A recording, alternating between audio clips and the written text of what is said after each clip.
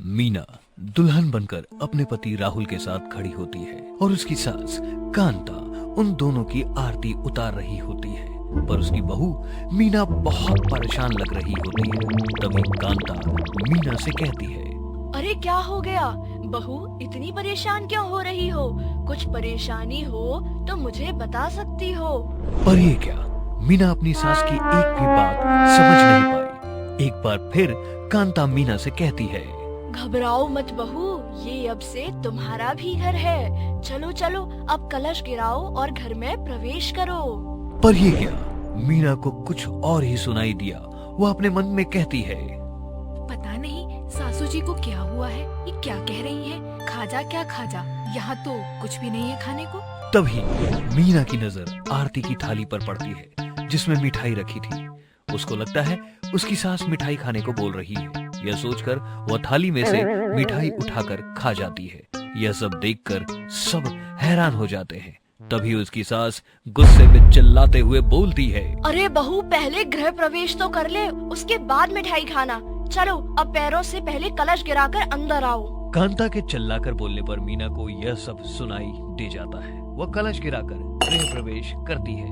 दरअसल मीना को ऊंचा सुनने की आदत है। उसके सामने कोई धीरे बोलता है तो उसे समझ नहीं आता, या तो उसे उल्टा ही समझ आता है, इसलिए उसे जो सुनाई देता है वो वही करती है। अगले दिन मीना की पहली रसोई होती है, इसलिए कांता मीना से कहती है, बहू, आज तुम्हारी पहली रसोई है, आज तुम्हें ही खाना बनाना होगा। कांता के इतना बोलने पर मीना को फिर से कुछ और ही सुनाई देता है और वो कहती है, क्या कहा माँ जी, गाना गाना होगा? हाँ, गाना तो आता है। इतना कहकर मीना गाना गाने लगती है। सास गाली देवे, देवर जी समझा लेवे, ससुराल गेंदा फूल, छोड़ा बाबुल का अंगना भावे, तेरा पिया का हो। अपनी बहू का बेसुरा गाना सुनकर कांता को बहुत गुस्सा आता है और वो अब फिर से चिल्लाते हुए बोलती है, अरे मोरी मैया, ये कैसी बहू मिली है मुझे?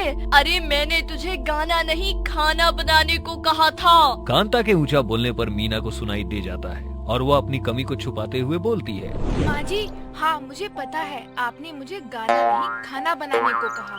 वो क्या है ना, मुझे गाना गाने का बहुत शौक है, इसलिए आपको सुना रही थी। हाँ ठीक है, चलो अब जाओ और रसोई में खाना बनाओ। इतना कहते ही मीना रसोई में चली जाती है और वो सोचने लगती है, हे भगवान, आज तो मैं बच गई, पर कब तक बचूंगी? एक ना एक दिन सबको पता चल जाएगा कि मुझे ऊंचा सुनाई देता है। इतना कहकर मीना खाना बनाने लगती है। एक दिन की बात है, कांता मार्केट जा रही होती है। मार्केट जाते वक्त कांता अपनी बहू को आवाज लगाती है, अरे ओ बहू, बहू सुन रही हो क्या? मैं मार्केट जा रही हूँ, घर का ध्यान रखना। कांता काफी देर तक आवाज लगाती है, पर कोई जवाब ना मिलने पर मीना के कमरे में जाती है, जहाँ देखती है वह कि मीना मेकअप कर रही थी। यह देख कांता गुस्से में चिल्लाते हुए बोलती है, अरे करम जली कहीं की, तेरे को सीधी सीधी बात सुनाई नहीं देती क्या? इतनी देर से आवाज लगा रही हूँ, पता नहीं मैंने किस बेहरी से अपने बेटे की शादी करवा दी। मेरे बेटे के तो भाग्य ही फूट गए। कांता के चिल्लाकर बोलने पर मीना को सब सुनाई दे जाता है। वो अपनी सास के बुरे बर्ताव से उदास होकर बोलती है, माँ जी, आप मुझे ऐसा क्यों बोल रहे हो? मैंने ऐसा क्या गुनाह कर दिया? तूने मेरी नाक में दम करके रखा है। मैं इतनी देर से आवाज लगा रही थी, तुझे सुनाई नहीं दिया? इस तरह कांता चिल्ला चिल्ला कर मीना को खरी खोटी सुनाने लगती है, जिसके बाद मीना काफी उदास हो जाती है और सारी सच्चाई अपनी सास को बता देती है। माँ जी, मुझे माफ कर दीजिए। मेरे घर वालों और मैंने आपसे ये सच्चाई छुपाई थी कि मुझे ऊंचा सुनने की आदत है।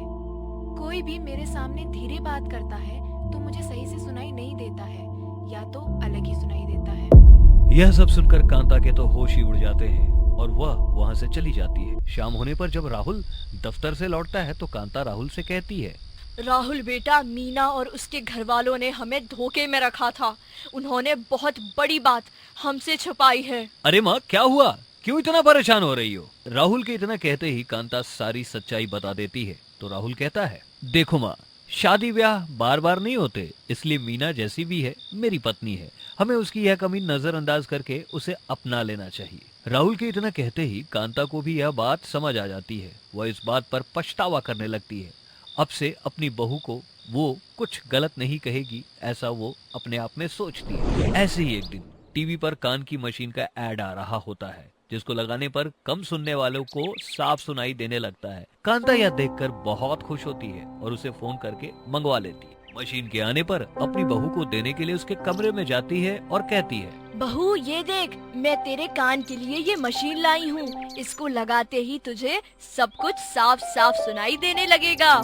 इसके बाद मीना अपने कानों में वो मशीन लगा लेती है। फिर कांता से कहती है, बहू तुझे साफ साफ सुनाई तो दे रहा है ना? आप मेरे लिए सास नहीं, मेरी माँ हो। मम्मी जी, इसे लगाने के बाद मुझे साफ सुनाई दे रहा है।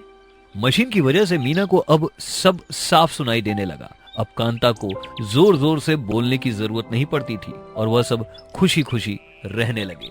हमारे चैनल स्टार कार्टून टीवी को फ्री में सब्सक्राइब करें और बेल आइकन दबाना ना भूलें, जिससे हमारी सभी वीडियोस की नोटिफिकेशन सबसे पहले आपको मिले।